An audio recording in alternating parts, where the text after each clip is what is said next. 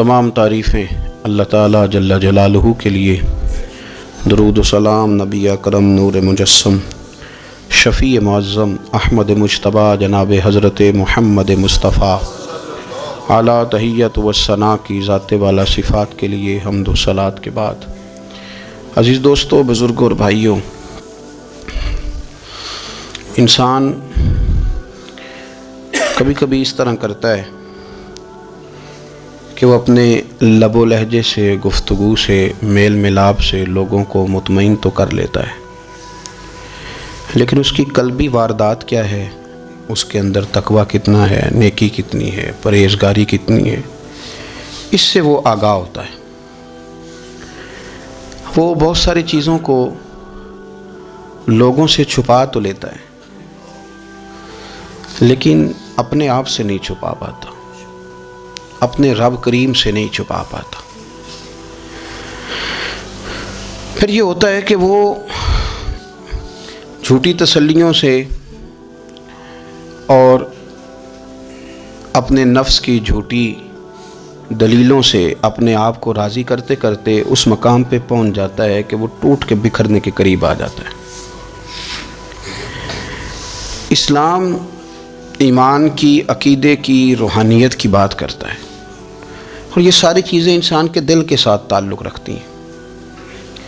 دنیا میں بہت سارے لوگ ایسے ہیں جو کسی وجہ سے اپنا دین ظاہر نہیں کر سکے، بتا نہیں سکے، لیکن ان کے اندر ایمان تھا، تو رب کریم قیامت کے دن انہیں ایمانداروں کے ساتھ ہی کھڑا کرے گا، حالانکہ وہ بتا نہیں سکے، سکھا نہیں سکے، اللہ تعالیٰ انہیں ایمانداروں کے ساتھ ہی کھڑا فرمائے گا۔ تو یاد رکھنے کی بات یہ ہے، سمجھنے کی بات یہ ہے کہ اپنی قلبی واردات پر، اپنے دل پر، اپنے باطن کی کیفیات پر نظر رکھی جائے، اور جتنی کمزوریاں اور کوتاہیاں ہیں ان سے اپنے آپ کو بچایا جائے۔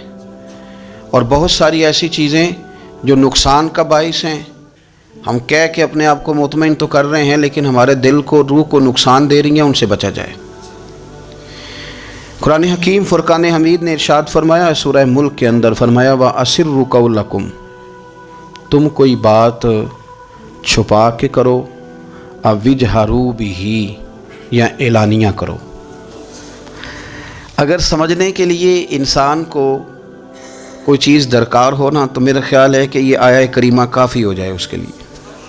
فرمایا وَأَسِرُّوا قَوْلَكُمْ، تم کوئی بات بڑی چھپا کے کرو، اَوْ اجْهَرُوا بِهِ، یا اعلانیہ کرو، یہ سمجھ لو، اس پر غور کر لو کہ اِنَّهُ عَلِيمٌ بِذَاتِ الصُّدُورِ، رب تو دلوں کے حال جاننے والا ہے۔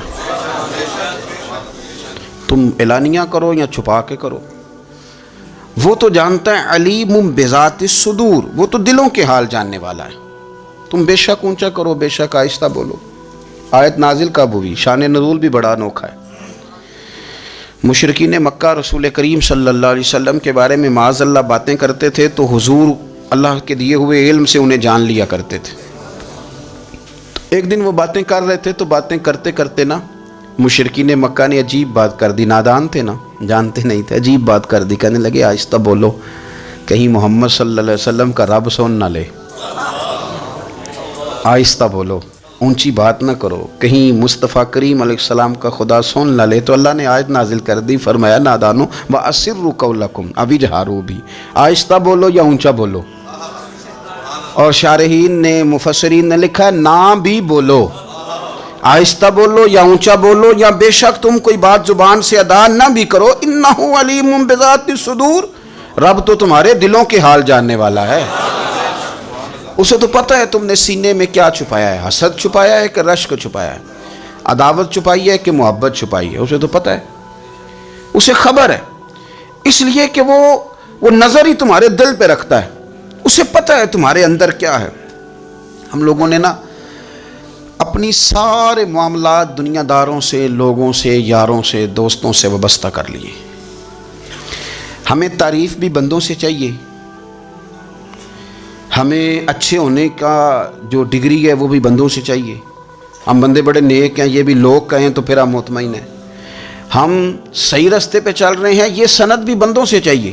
ہر بات پر اعتماد خلق، ہر وقت لوگوں پر ہی دھیان، لوگوں پر ہی توجہ، لوگوں کے معاملات ہی ڈسکس کرنا، بھئی یہ تو تیرے ذمہ ہی نہیں.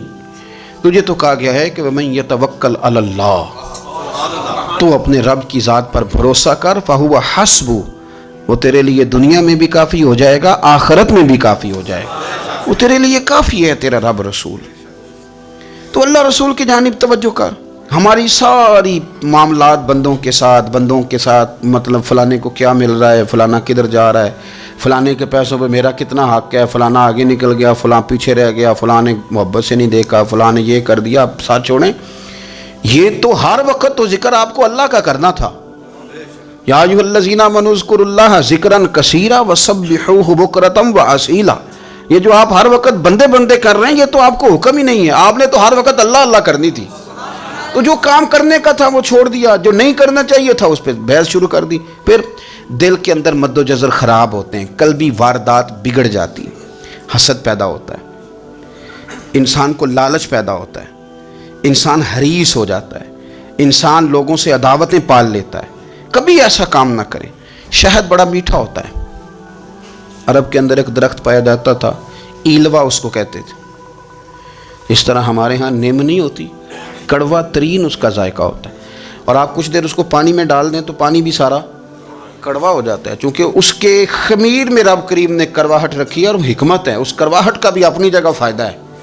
لیکن حضور سید عالم صلی اللہ علیہ وسلم نے نا ایک مثال بیان فرمائی، اور وہ بڑی سمجھنے کی ہے. حضور مثالیں دیتے تھے تو کمال ہو جاتی تھی. بڑے سے بڑا ان پڑھ بندہ بھی اس کی روح تک بات اتر جاتی تھی.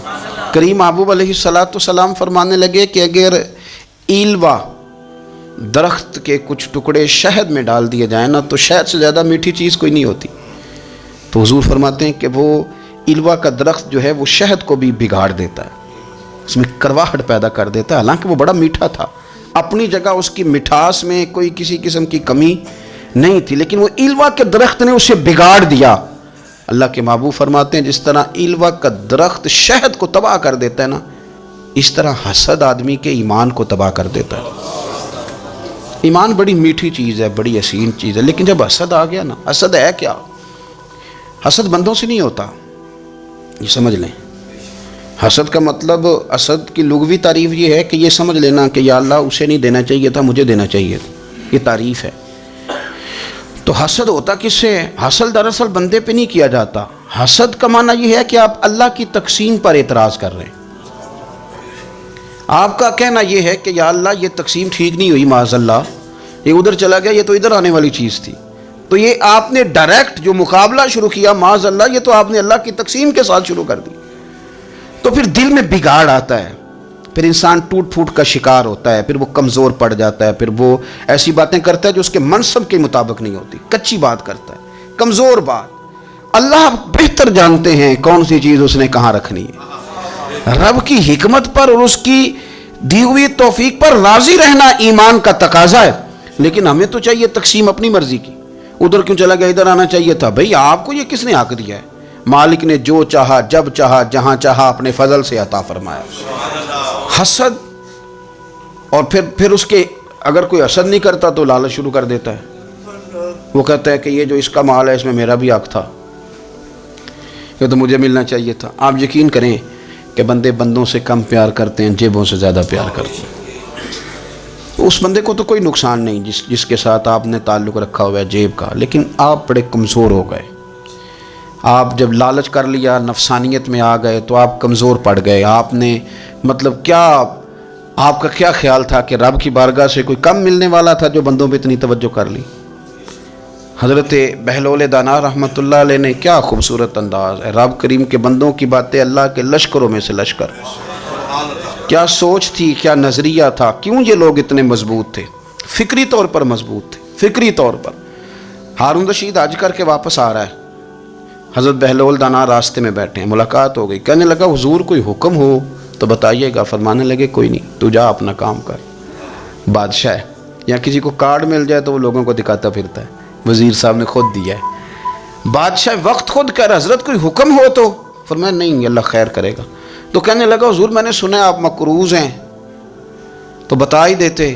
تو آپ مسکرا کے فرمانے لگے تیرا کیا خیال ہے بھلا؟ کہنے لگے حضور کس بابت؟ فرمانے لگے تیرا کیا خیال ہے کہ اللہ ہارون رشید کو دے گا اور بہلول دانا کو بھول جائے گا؟ تیرا کیا خیال ہے رب کریم ہارون رشید کو تو دیتا جائے گا اور بہلول دانا کو بھول جائے گا؟ بادشاہ کہتا ہے کہ میں چکرائے گیا کہ بھلا اس سوال کا کیا جواب ہے؟ تو میں نے کہا حضور رب تو بھولنے سے پاک ہے، وہ تو کسی کو نہیں بھولتا، اسے نہ اونگ آتی ہے نہ نیند آتی ہے۔ تو فرمانے لگے جا پھر اپنا کام کر، جب مناسب سمجھے گا تو بہلول کو بھی قرضے سے نجات عطا کر ہی دے گا۔ تو جا اپنی ڈیوٹی کر، وہ جب چاہے گا نا تو میرے قرضے دور۔ تو کیا سمجھتا ہے کہ تجھے یاد رکھے گا مجھے بھول جائے گا؟ یہ کیسے ہو سکتا ہے؟ او یار ادھر دیکھ میری بات سن، او بھائی وہ تیرا میرا رب ہے، یہ ہو سکتا ہے کہ امیروں کو دے دے اور تیرے جیسے میرے جیسے غریبوں کو وہ بھول جائے؟ یہ ہو سکتا ہے؟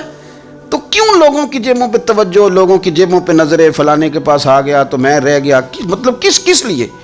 ہمارا رب کسی کو بھولتا نہیں ہے، کسی شخص کو وہ میرا مالک اپنے فضل سے نظر انداز نہیں کرتا، وہ سب کو نوازتا ہے، لیکن اس کی حکمت کے تقاضوں کا انتظار کرنا مسلمان کی شان ہے۔ کبھی کسی حسد میں کبھی کرنا ہو تو رشک کریں، مزہ آئے گا۔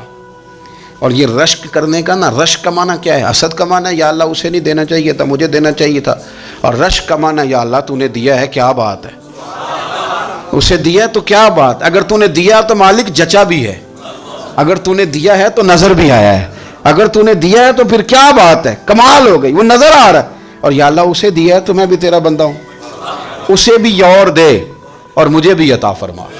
یہ رشک ہے۔ رشک کا نا حضور نے حکم دیا ہے، نبی پاک نے رشک کا۔ ہمارا یہ مسئلہ ہے کہ ہم نا جو کرنے والا کام ہے وہ نہیں کرتے، رشک کریں۔ بخاری مسلم میں حدیث ہے، نبی پاک صلی اللہ علیہ وسلم نے فرمایا دو بندوں پر رشک کرو۔ کہو کیا بات؟ رشک کرو دو بندوں۔ یا رسول اللہ کون کون سے؟ فرمایا ایک وہ مالدار جسے اللہ دولت دے اور وہ صبح بھی رب کے رستے میں خیرات کرے اور شام بھی رب کے رستے میں خیرات کرے، یہ قابل رشک ہے۔ کہو تیری کیا بات ہے بھائی، کیا تجھے اللہ نے نوازا ہے، اور اس پر رشک کرو کو یا اللہ اسے اور دے تاکہ یہ تیرے بندوں پہ اور اثار کرے اور تیرے بندوں پہ سخاوت کرے، اور اللہ اس کے فعل تصدق ہمیں بھی عطا فرما۔ اور حضور فرماتے ہیں ایک مالدار پر جو صبح و شام سخاوت کرے، اور ایک اس عالم پر جسے اللہ قرآن کا علم دے، وہ صبح بھی لوگوں کو قرآن مجید کے ترجمے تفسیریں قرآن کے درس سکھائے اور شام بھی لوگوں کو قرآن مجید کے درس عطا فرمائے۔ اس پر رشک کرو، کہو کیا بات ہے یار تیری، تجھے اللہ نے کتنا نوازا۔ قابل رشک لوگوں پر رشک کرو، ان کی تعریف کرو، ان کے لیے اچھے کلمات ادا کرو۔ معاشرے میں حسد پرموٹ ہوا ہے، اگر کبھی رشک پرموٹ ہوتا نا تو عزتیں بڑھ جاتی، محبتیں بڑھ جاتی، خلوص میں اضافہ ہوتا، لوگ ایک دوسرے کے قریب آتے۔ ہم نے کسی فضیلت والے کی فضیلت کو تسلیم کرنے سے انکار کر دیا، ہم نے کسی بڑائی والے کی بڑائی کو تسلیم کرنے سے انکار کر دیا، ہم نے حسد کیا، ہم نے لالچ کیا، ہم حریص ہوئے۔ اس کا نقصان یہ ہوا کہ لوگ ایک دوسرے کے پاس رہتے ہوئے پاس نہیں رہتے، ایک دوسرے کے ساتھ وقت گزار رہے ہوتے ہیں لیکن ان کے بارے میں رویے ان کے سخت ہوتے ہیں، لب و لہجہ تلخ ہوتا ہے، جب وہ کسی کے بارے میں بے لاگ تبصرہ پوچھا جائے تو غلط باتیں کرتے۔ رشک کریں، دیکھیں نا حضرت ابو بکر صدیق رضی اللہ، حضرت عمر فاروق رضی اللہ، ساری زندگی دوڑ لگی رہی۔ حضرت عمر کہتے ہیں میں نے ساری زندگی دوڑ لگائی ہے کہ ابو بکر سے آگے گزر جائیں، لیکن یہ دوڑ حسد والی نہیں، یہ رشک والی۔ فرماتے میرا دل کرتا تھا کہ میں نیکیوں میں ابو بکر سے آگے گزر جاؤں، حضور کے عشق میں ابو بکر سے آگے گزر جاؤں، نبی پاک علیہ السلام کی اولاد کی محبت میں ابو بکر سے آگے گزر جاؤں، میں نا خیر کے کاموں میں آگے گزروں۔ کہتے ہیں میرا ساری زندگی رشک کا رشتہ رہا، یہ رشتہ شاندار ہے، اس پر عمل کریں، اس پر توجہ کریں، بجائے اس کے کہ یہ کہنا کہ استاد جی کا فلانے سے زیادہ پیار ہے، پیار کی وجوہات تلاش کر۔ مرشد فلانے پہ نظر رکھتے ہیں تو میرے بھائی وہ نوٹوں کی وجہ سے نظر نہیں رکھتے، تو وجہ تو تلاش کرنا، وجہ کیا ہے، تو اپنے آپ کو اس طرح کا بنا، تو اس طرح کی کیفیات پیدا کر اپنے اندر۔ ہم کیا کرتے ہیں کہ رشک کرنے کی بجائے حسد کرتے ہیں۔ حسد نہیں کریں، اپنے آپ کو سنواریں، وہ رشک کی وجہ سے آپ سنوار سکتے ہیں۔ نبی پاک علیہ السلام کی پیاری زوجہ ام المومنین سیدہ عائشہ صدیقہ، بڑی شان ہے اس خاتون کی، بڑی عظمت ہے ان راہوں کے صدقے جن رستوں سے سیدہ پاک کی سواریاں گزرا کرتی ہیں۔ کیا درجہ اللہ نے دیا ہے سیدہ عائشہ صدیقہ کو. کہتی ہیں حضور کا وصال میری گود میں ہوا ہے. اور مولا علی شیر خدا فرماتے ہیں میں نے حضور کو سب سے زیادہ عائشہ صدیقہ سے پیار کرتے ہوئے دیکھا. اور عائشہ صدیقہ رضی اللہ تعالیٰ عنہ فرماتی ہیں میں نے حضور کو سب سے زیادہ فاطمہ الزہرا سے پیار کرتے دیکھا. یہ الگ ماحول ہے ان کا آپس میں. تو حضرت عائشہ صدیقہ اتنا بڑا مقام, لیکن وہ فرماتی ہیں میں نے ساری زندگی سیدہ خدیجہ الکبریٰ پہ رشک کیا. میں نے کہا کیا بات تھی اس خاتون کی جو وصال کر گئیں, لیکن شاید کو دن خالی جاتا ہو کہ مدینے والے ان کی وفاؤں کا ذکر نہ کرتے. شاید کوئی خالی دن جاتا. کہتی ہے میں نے اتنا قابل رشک ماحول نہیں دیکھا. ایک دن حضور گھر میں گوشت لائے اور مجھ سے فرمایا عائشہ گوشت پکاؤ. تو میں اسے صاف کرنے لگی تو حضور فرمانے لگے شوربہ ذرا زیادہ کرنا. تو میں نے عرض کی حضور کیا کچھ مہمان آئیں گے گھر میں؟ تو فرمایا نہیں عائشہ, مدینہ منورہ میں نا مجھے پتہ چلا ہے خدیجہ الکبریٰ کی کچھ سہیلیاں آئی ہیں, تو شوربہ بنا, میں انہیں پہنچاؤں گا. خدیجہ کی سہیلیوں کو شوربہ زیادہ پکا ذرا. تو حضرت عائشہ صدیقہ کہتی ہے میں نے بڑے نرم لب و لہجے میں بڑی بنا سوار کے مسجع مکفہ چن کے جملے بات کی. میں نے عرض کی حضور سنا ہے وہ آپ سے 15 سال عمر میں بڑی تھی, نکاح بھی پہلے ہو چکا تھا, اور بتاتے ہیں لوگ کہ بظاہر کوئی حسن و جمال بھی اس ماحول کا نہیں تھا. حضور اللہ نے آپ کو جوان اور خوبصورت بیویاں دی ہیں, پر میں جب بھی سنتی ہوں جناب خدیجہ کا ذکر ہی سنتی ہوں. میں نے رشک کے انداز میں کہا. کہتی میں بات کہہ کے خاموش ہو گئی, اور جب میں نے نظر اٹھا کے دیکھا تو حضور کی آنکھوں میں آنسو. نبی پاک صلی اللہ علیہ وسلم کا یہ انداز دیکھا تو میں نے کہا حضور میں رب رسول کی بارگاہ میں توبہ کرتے ہیں, اب تو رو دیے. تو حضور فرمانے لگے عائشہ یہاں جو بھی آیا ہے نا وہ سکھوں اور آسانیوں کے دنوں میں آیا ہے, اور خدیجہ میری ان دنوں کی ساتھی تھی جو میرے تکلیف کے دن تھے, میری آزمائشوں کی, میری پریشانیوں کی میری ساتھی تھی. جب لوگ مجھے تکلیف دیتے تھے میں گھر جاتا تھا تو مجھے کہتی تھی حضور آپ تو صلہ رحمی کرتے ہیں, غریبوں کا بوجھ اٹھاتے ہیں, آپ تو لوگوں کے ساتھ محبت سے پیش آتے ہیں, حضور آپ پریشان نہ ہوں, آپ کا رب آپ کو ہمیشہ عزتیں ہی عطا فرمائے گا. فرمایا وہ میری تکلیفوں کی اسے کیسے, میرے بھائی رشک کیا لوگوں نے ایک دوسرے پر, حسد نہیں کیا. ہم تو نا جی اپنی مرضی کے فیصلے کرتے کرتے پیچھے رہ گئے. ہم نے لوگوں کو پیچھے کرنے کا سوچا تھا لیکن ہم سب سے پیچھے رہ گئے. ہم نے سیاست اور سازش کی تھی کہ کچھ لوگوں کے دلوں پہ پیر رکھ کے میں اپنا قد اونچا کروں گا, کچھ کے سینوں پہ پیر رکھ کے, لیکن ایسا نہیں ہوتا, یہ ہوتا نہیں. آپ کسی کی جگہ نہیں لے سکتے اس لیے کہ رب نے سب کی جگہ اپنی اپنی بنائی ہوئی, سب کی جگہ. ہاں ایسا ضرور ہوتا ہے کہ کئی دفعہ نا ہم اپنے مقام کو گرا لیتے ہیں. وہ کسی نے کہا تھا کہ ایسا نہیں کہ تیری جگہ کوئی اور آ گیا, لیکن تیرا مقام بھی اب تیرا نہیں رہا. ہوتا یہ ہے کہ ہم نہ گرا لیتے ہیں اپنے آپ کو. اگر ہم رشک کا ماحول پیدا کریں, رشک کا, اور ہم کہیں کہ کیا بات ہے میں بھی سفر کروں گا, اس جانب جاؤں گا, بجائے یہ کہنا کہ فلاں آدمی بڑا آگے نکل گیا ہے, یہ کر کے نکل گیا ہے, وہ کر کے نکل گیا ہے, یہ کہنا کہ یار میں بھی رب کریم کی اس مدد کو تلاش کرتا ہوں جس کی برکت سے اللہ نے اس پر فضل فرمایا ہے. امام غزالی فرماتے ہیں 3 لوگوں میں حسد زیادہ ہوتا ہے, بغض زیادہ پیدا کر لیتے ہیں. اب چونکہ مضمون ہے تو ساری بات کھل کے ہی کرنی پڑے گی نا. فرماتے ہیں 3 لوگوں میں حسد, بڑے عہدے والوں میں حسد زیادہ ہوتا ہے. یعنی صوبائی وزیر کہتا ہے کہ حق میرا ویسے وفاقی وزیر کا تھا, اور وفاقی وزیر کہتا ہے کہ جتنا میرا تجربہ ہے نا مجھے بنایا وزیر اعظم ہی جاتا تو بات ٹھیک تھی. حسد زیادہ, بڑے عہدے والوں میں حسد, اور امام غزالی فرماتے ہیں مالداروں میں حسد زیادہ ہوتا ہے. غریب نے غریب سے کیا جلنا ہے, جلنے کو شے کوئی نہیں, کس سے جلیں گے.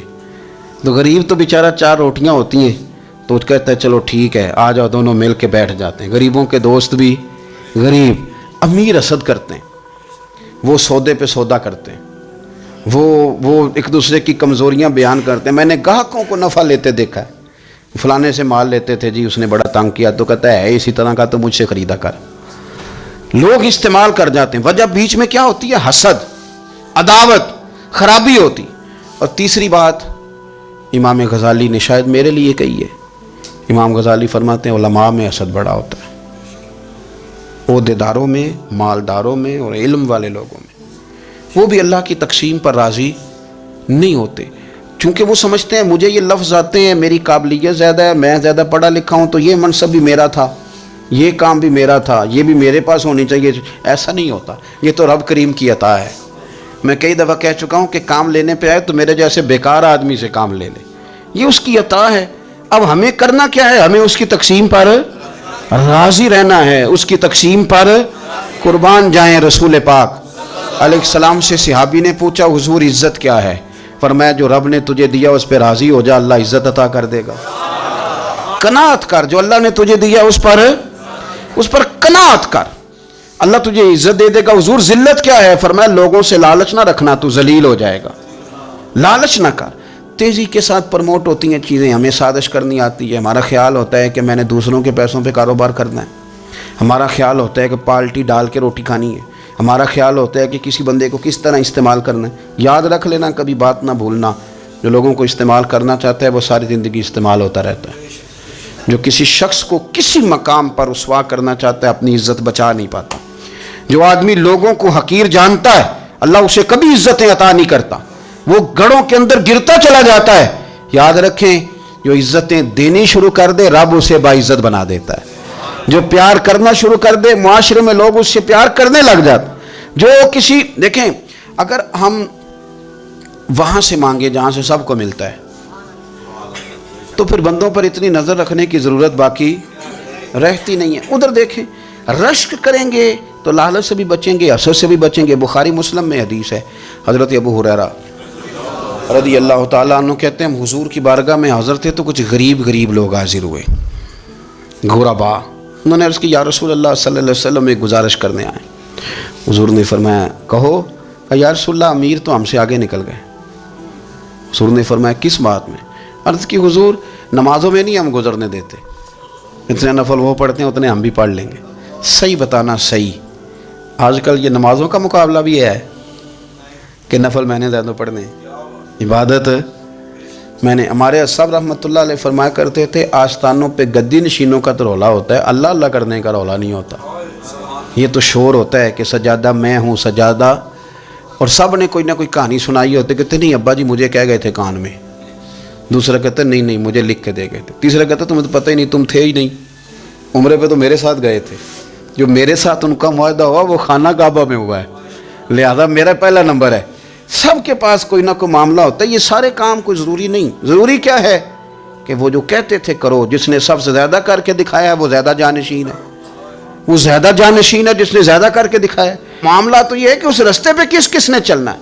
لوگ تو سجادہ نشینی سے بھاگا کرتے تھے، بھاگتے تھے. حضرت ابو بکر صدیق رضی اللہ تعالیٰ عنہ کا وصال ظاہری ہوا تو حضرت عمر خلیفہ بنے. تیسرا دن تک خلیفہ بنے ہوئے. 2-3 چھوٹی چھوٹی بچیاں آ گئیں، چاچا جان آپ خلیفہ بنے؟ فرمایا ہاں. چلو پھر عصر کے بعد ابو بکر ہمارے گھر جاتے تھے. فرمایا پتر تمہارے گھر کیا ہے؟ کہنے لگی ہم یتیم ہیں، ہمارا بھائی کوئی نہیں. ابو بکر روز عصر کے بعد آتے تھے، ہماری بکریوں کا دودھ دھو کے ہمیں دے جاتے تھے. کچھ بیچ کے گزارا کر لیتی تھیں، کچھ پی لیتی تھیں. چچا 3 دن ہو گئے، میری اماں بھی روتی ہے، بہنیں بھی روتی ہیں، آپ چلیں گے؟ تو جناب سیدنا عمر فاروق کہتے ہیں میں نے دستار سر پہ رکھی اور پٹکا میں نے اپنے کندھے پہ رکھا، بیٹیاں آگے آگے میں پیچھے پیچھے روتے جا رہے. ایک صحابی نے پوچھا عمر کیوں رو رہے ہو؟ کہنے لگے یار جی ابو بکر کتنا مشکل رستہ دے کے گیا، کتنا مشکل رستہ ہے اس کے طریقے پہ چلنا. یہ لوگ تو سجادہ نشینی اتنا کٹھن کام تھا، لوگ بھاگا کرتے تھے. شوق آ گیا. اب رسول کریم علیہ السلام کے حضور ناز حاضر ہو کے عرض کی حضور امیر آگے گزر گئے، نمازوں میں نہیں ہم گزرنے دیتے، ہم ان سے زیادہ پڑھیں گے. نفلوں میں نہیں گزرنے دیتے، زیادہ پڑھیں گے. یا رسول اللہ صلی اللہ تعالی علیہ وسلم ہم انہیں نہ تلاوت قرآن پاک میں نہیں آگے گزرنے دیں گے، وہ ہم زیادہ پڑھیں گے. لیکن حضور وہ مالدار ہیں، غلام آزاد کرتے ہیں، صدقات کرتے ہیں، خیرات، اس کا ہم کیا کریں؟ حضرت سیدنا ابو ہریرہ فرماتے ہیں کہ جواب تو حضور نے بعد میں دینا تھا، اور جب ان کا سوال ختم ہوا تو میں نے حضور کا چہرہ نور دیکھا تو رسول پاک کا چہرہ خوشی سے کھلتا ہوا مجھے نظر آیا. گویا یہ جو رشک ہے نا کہ نیکی میں آگے گزرنا، یہ حضور کو اتنا پسند آیا کہ ان کے سوال سے حضور بڑے راضی ہوئے. کریم فرمانے لگے، حضور فرمانے لگے میں تمہیں ایک وظیفہ بتاتا ہوں، تم وہ پڑھو، امیر جتنی بھی نیکیاں کریں گے نا اللہ تمہیں ان کے برابر ثواب دے دے گا. لے لو نسخہ، یہ کرو کام. یا رسول اللہ بتائیں؟ فرمائے رات کو نا 33 بار سبحان اللہ پڑھا کرو، 33 بار الحمدللہ پڑھا کرو، 34 بار اللہ اکبر پڑھا کرو. اب جتنی بھی نیکیاں امیر کریں گے نا تمہارے وظیفے کی برکت سے اللہ تمہیں ان کے برابر ثواب عطا کر دے. اب جناب ابو ہریرہ کہتے ہیں میں نے ان کے چہرے دیکھے تو مجھے یوں محسوس ہوا کہ جس طرح کسی بندے کی کھوئی ہوئی رقم مل جائے تو وہ راضی نہیں ہوتا. کھوئی ہوئی رقم مل جائے تو بڑا جیسے کوئی اس کے ہاتھ، چلیں اپنا ترجمہ کر لیتے ہیں، کمیٹی نکلنے پہ نہیں بندہ بڑا راضی ہوتا کہ 11 مہینے سے دے رہا تھا، 10 مہینے سے چلو نکل ہی آئی ہے، شکر ہے اللہ کا. بڑا خوش ہوتا ہے بندہ، بڑا راضی ہوتا ہے. اس طرح ان لوگوں کے چہرے کھل اٹھے. کیا بات ہے حضور، بس اب نہیں ہم گزرنے دیتے. گھر چلے گئے، وظیفے پڑھنے لگے. کچھ دنوں کے بعد ان میں سے کچھ لوگ واپس آئے. حضرت ابو ہریرہ کہتے ہیں مجھے چونکہ وہ پرانی بات یاد تھی تو میں دلچسپی سے ان کا آنا جانا دیکھنے لگا. وہ کریم کی بارگاہ میں آ کے بیٹھے تو ان میں سے ایک شخص بڑی پریشانی کے ساتھ کہنے لگا حضور بڑی پریشانی لگ گئی. فرمایا کیا ہوا؟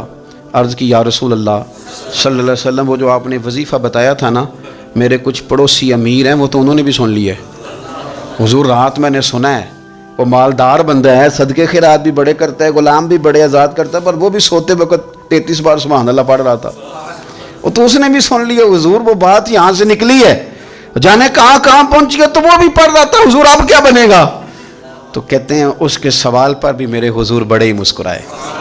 باقاعدہ دہک ہو گیا حضور کے، دہک ہو گیا. سرکار کھل کے نہیں مسکراتے، لیکن آج حضور اتنا مسکرائے کہ میں نے حضور کے مقدس دانتوں کی زیارت کر لی.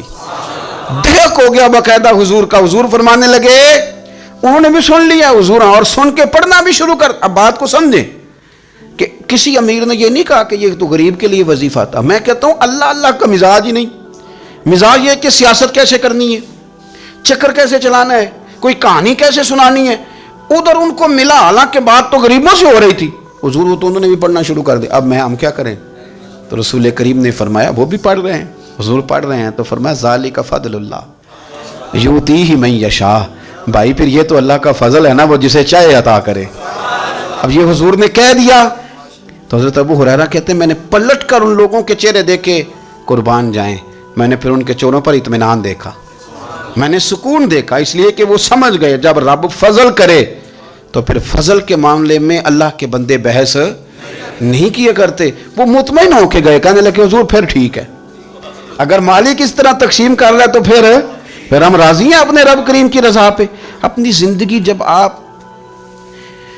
میں بڑی محبت سے قرب و جوار سے تشریف لاتے ہیں، میں قرآن و سنت کے بہت سارے عنوانات دیکھ کے آپ کی خدمت میں ایک بات عرض کروں. اپنی ساری توجہ اپنے رب رسول کی جانب مائل کریں. جتنا آپ دائیں بائیں دیکھیں گے نا اتنا گاڑی کے ٹکرانے کا خطرہ بڑھ جائے گا. وسوسے زیادہ آئیں گے، الجھ جائیں گے.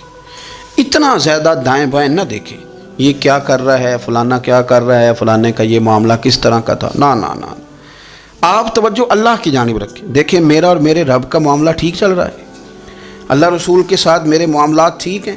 یہاں تو آپ کسی کی اصلاح کریں گے، دعوت دیں گے یا دعا کریں گے. تنقید کی تو ویسے دین میں اجازت نہیں ہے.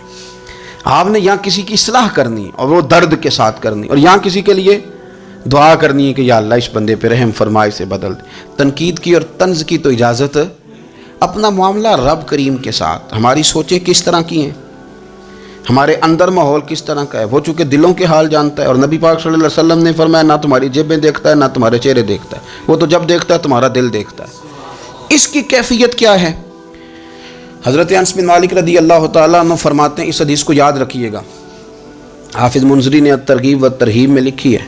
فرماتے ہیں کہ حضرت انس بن مالک رضی اللہ تعالیٰ عنہ فرمانے لگے کہ ایک حضور کے ایک غلام ایک صحابی بیمار تھے، تو حضور نے فرمایا انس چلو تیمارداری کرتے ہیں. کہتے ہیں ہم حضور کے ساتھ گئے، نبی پاک صلی اللہ علیہ وسلم پہنچے. جب ہم نے اس شخص کو دیکھا تو حضرت انس کہتے ہیں ہم پریشان ہو گئے، کیونکہ ہم نے اسے بڑا صحت مند دیکھا تھا، اب وہ کمزور ہو گیا، وجود پر بہت سارا گوشت دیکھا تھا، اب ہم دیکھ رہے ہیں کہ وہ ہڈیاں ہی ہڈیاں رہ گئی ہیں، چہرہ بڑا بارونق تھا، اب کمزوری ہو گئی. رسول کریم تشریف لے گئے اور حضور اس کی چارپائی کے سرہانے بیٹھے، اور جب حضور نے اپنا دست مبارک اس کے بالوں میں رکھا اور نبی پاک نے دست شفقت پھیرا تو کہتے ہیں اس شخص نے آنکھیں کھولی اور حضور کا چہرہ دیکھا تو اس کی خوشی کی کوئی انتہا نہ رہی. بڑا راضی ہوا، بڑا راضی. اور حضور نے اس کے لیے دعا کی، اس دعا پر بھی اسے بڑا اطمینان قلبی نصیب ہوا. کہتے ہیں حضور اکثر تیمارداری فرماتے تھے، پر آج نہ حضور نے ایک نرالی انوکھی اور انفرادی بات ارشاد فرمائی۔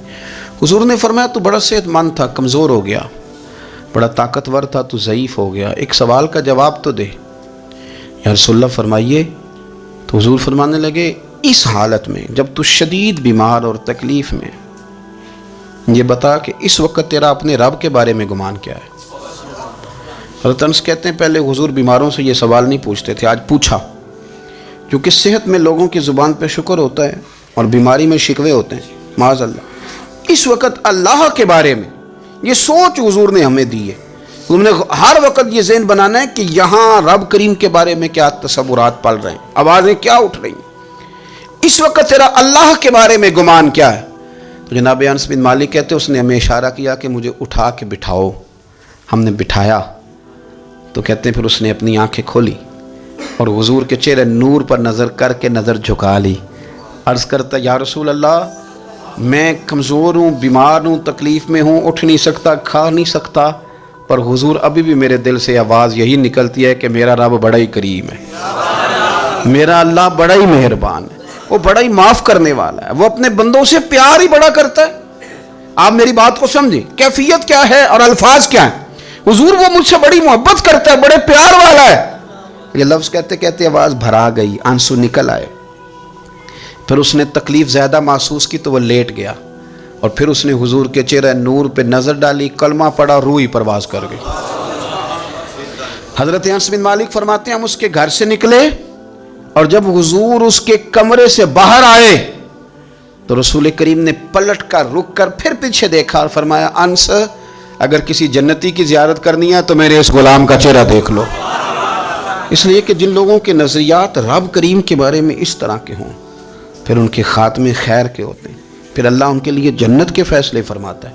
اپنے افکار میں، نظریات میں، سوچوں میں کوئی ضروری نہیں ہے کہ ہم لوگوں کو دو لفظ کہہ کے مطمئن کر لیں تو ہم خود ضمیر کے قیدی بن کے زندگی گزار دیں، یہ معاملہ ٹھیک نہیں، یہ صحیح نہیں چلتا۔ آپ اپنی قلبی واردات پر، قلبی خیالات اور تصورات پر کڑی نگرانی رکھیں گے، آپ دیکھیں گے کہ کہاں یہ مجھے خرابی کی طرف لے کر کے جا رہا ہے، کہاں یہ بدگمانیاں پیدا کر رہا ہے، کہاں یہ خرابیاں لا رہا ہے، یہ سختی پیدا کر دے گا، نفرتوں کو، لالچ کو، حسد کو، عداوت کو یہ بڑھا دے گا۔ آپ اپنے معاملات پر اپنے دل کو ہمیشہ حاضر رکھیں، اللہ اپنے محبوب کا صدقہ فضل کرے، وہ مقلب القلوب ہے تو وہ ہمارے دلوں کو اپنی طرف پھیر دے۔ آخر دعوانا ان الحمدللہ رب العالمین۔